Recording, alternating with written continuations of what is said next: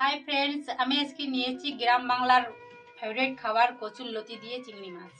কড়াইটা গরম হয়ে গেছে, এখানে আমি সরিষার তেল দিয়ে দিচ্ছি। আমি তেলটাকে ভালো করে গরম করে নিয়েছি, এখানে রসুন ফোড়নে দিচ্ছি।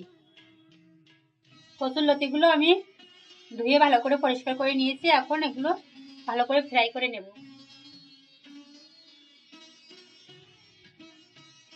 গ্যাস থেকে হাই ফ্লেমে রেখে আমি এটাকে ফ্রাই করে নেবো, নাহলে এটা থেকে কিন্তু জল বেরোবে। আমার এটা অনেকটা ফ্রাই হয়ে গেছে, আমি এখন এখানে কাঁচা লঙ্কা অ্যাড করে দিচ্ছি।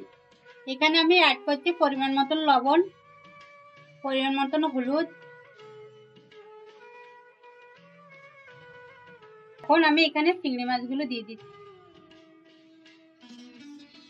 গ্যাস থেকে আমি হাই ফ্লেমে রেখে এগুলো ভালো করে কষিয়ে নেবো। এটা কষানোর পরেই কিন্তু টেস্টটা ডিপেন্ড করবে। আমি এটা ভালো করে কষিয়ে নিয়েছি, এখন আমি এখানে জল অ্যাড করে দিচ্ছি। দেখুন, এটা কিন্তু অনেকে ভাজা খায়, আমি আজকে এটা রসা রসা করলাম। আমার এটা হয়ে যাওয়ার পর্যায়ে হয়েছে, আমি এখন এখানে জিরা আর মরিচ অ্যাড করে দিচ্ছি। এটা আমি বেটে নিয়েছি শিলে। জিরা মরিচটা দেওয়ার পরে আমি আর একটু জ্বালাবো, তারপরে এটাকে অফ করে দেব। দেখুন, আমাদের কচুর লতি দিয়ে চিংড়ি মাছের রেসিপিটা একদম রেডি।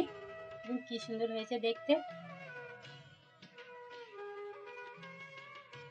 দেখুন, আমাদের গ্রাম বাংলার রেসিপি কচুর লতি দিয়ে চিংড়ি মাছ একদম রেডি। এটা কিন্তু অত্যন্ত সহজ পদ্ধতিতে, কম মশলায় দারুণ একটা টেস্টি রান্না। Thanks for watching my YouTube channel এর সাথে কলকাতা ব্লগ।